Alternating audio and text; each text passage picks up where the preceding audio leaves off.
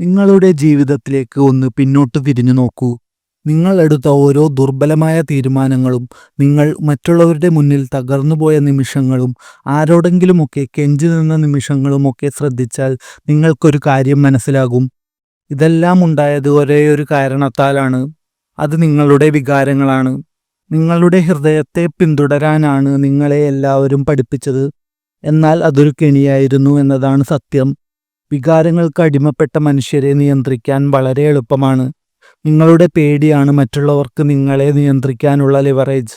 നിങ്ങളുടെ സ്നേഹമാണ് അവർക്ക് നിങ്ങളെ തളച്ചിടാനുള്ള ചങ്ങല. എന്നാൽ ഒന്നിനോടും വികാരം തോന്നാത്ത ഒരു മനസ്സിനെ തകർക്കാൻ ആർക്കും സാധിക്കില്ല. രാജാക്കന്മാരും പോരാളികളും സൈലൻ്റായ സ്ട്രാറ്റജിസ്റ്റുകളും തങ്ങളുടെ വികാരങ്ങളെ കൊന്നൊടുക്കാൻ ഉപയോഗിച്ചിരുന്ന അതീവ രഹസ്യമായ 2 ഡാർക്ക് മെൻ്റൽ പ്രോട്ടോക്കോളുകളാണ് ഈ വീഡിയോയിലൂടെ ഞാൻ നിങ്ങൾക്ക് പറഞ്ഞു തരുന്നത്. ഇതിൽ ഒന്നാമത്തെ കാര്യം നിങ്ങളുടെ ഉള്ളിലെ ഒരു ചെറിയ മെൻ്റൽ ഗ്ലിച്ച് പരിഹരിക്കുക എന്നതാണ്. അതായത് നിങ്ങൾ തന്നെ വേദനകളെ ക്ഷണിച്ചു വരുത്തുകയാണ് ചെയ്യുന്നത്.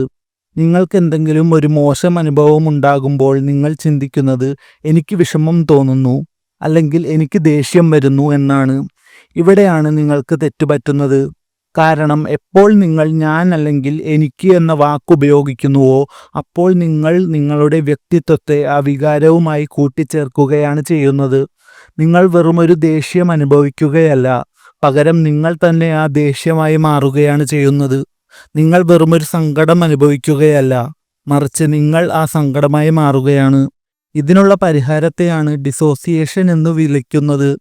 ഇനി മുതൽ ആരെങ്കിലും നിങ്ങളെ വേദനിപ്പിക്കുകയോ തിരസ്കരിക്കുകയോ ചെയ്യുമ്പോൾ മാനസികമായി നിങ്ങളുടെ ശരീരത്തിൽ നിന്നും ഒന്ന് പുറത്തു കടക്കുക.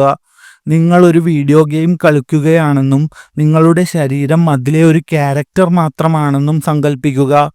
എനിക്ക് സങ്കടം വരുന്നു എന്ന് പറയുന്നതിന് പകരം നിങ്ങളുടെ പേര് മനസ്സിനോട് പറയുക. ഉദാഹരണത്തിന് രാഹുലിന് സങ്കടം വരുന്നു അല്ലെങ്കിൽ അജിത്തിന് ദേഷ്യം വരുന്നു എന്ന് ചിന്തിക്കുക. കേൾക്കുമ്പോൾ ഇത് വിചിത്രമായി തോന്നാമെങ്കിലും ശാസ്ത്രീയമായി ഇത് നിങ്ങളുടെ പ്രീഫ്രണ്ടൽ കോർട്ടെക്സിനെ ഉണർത്തുകയും നിങ്ങളുടെ വികാരങ്ങളെ ശാന്തമാക്കുകയും ചെയ്യും. അവിടെ നിങ്ങൾ ഒരു ഇരയല്ലാതാവുകയും ഒരു നിരീക്ഷകനായി മാറുകയും ചെയ്യുന്നു. ഓർക്കുക, ഒരു നിരീക്ഷകൻ ഒരിക്കലും കരയില്ല. അയാൾ കാര്യങ്ങളെപ്പറ്റി പഠിക്കുക മാത്രമാണ് ചെയ്യുന്നത്. നമ്മൾ അടുത്ത രഹസ്യത്തിലേക്ക് കടക്കുന്നതിന് മുമ്പ് ഇതുപോലെയുള്ള പവർഫുള്ളായ അറിവുകൾക്കും നിങ്ങളുടെ പേഴ്സണാലിറ്റി ഇംപ്രൂവ് ചെയ്യാനുമുള്ള കാര്യങ്ങൾക്കായി എൻ്റെ ഈ ചാനൽ ഇപ്പോൾ തന്നെ സബ്സ്ക്രൈബ് ചെയ്യുക. ഈ വീഡിയോ ഇഷ്ടപ്പെടുന്നുണ്ടെങ്കിൽ ലൈക്ക് ചെയ്യാനും മറക്കരുത്. ഇനി രണ്ടാമത്തെ രഹസ്യം നോക്കാം. നിങ്ങൾക്ക് ദേഷ്യമോ പേടിയോ വരുമ്പോൾ നിങ്ങളുടെ ശരീരത്തിൽ എന്ത് മാറ്റമാണ് സംഭവിക്കുന്നത് എന്ന് ചിന്തിച്ചിട്ടുണ്ടോ? നിങ്ങളുടെ ശ്വാസോച്ഛ്വാസം വേഗത്തിലാകുന്നു, കൈകൾ വിറയ്ക്കുന്നു. ശാസ്ത്രം പറയുന്നത് വികാരങ്ങൾ ആദ്യം തലച്ചോറിലല്ല ഉണ്ടാകുന്നത് എന്നാണ്, മറിച്ച് ശരീരം നൽകുന്ന സിഗ്നലുകളെ തലച്ചോറ് വ്യാഖ്യാനിക്കുകയാണ് ചെയ്യുന്നത്. അതുകൊണ്ട് നിങ്ങളുടെ ശരീരത്തെ ഒന്ന് ഹാക്ക് ചെയ്താൽ നിങ്ങൾക്ക് തലച്ചോറിനെ കബളിപ്പിക്കാനും ആ വികാരത്തെ ഇല്ലാതാക്കാനും സാധിക്കും. ഇതിനെയാണ് ബോക്സ് ബ്രീത്തിങ് ഓവർ റൈഡ് എന്ന് വിളിക്കുന്നത്. അതികഠിനമായ സമ്മർദ്ദങ്ങൾക്കിടയിൽ സ്പെഷ്യൽ ഫോഴ്സുകളും സ്നൈപ്പർമാരും ഉപയോഗിക്കുന്ന വിദ്യയാണിത്.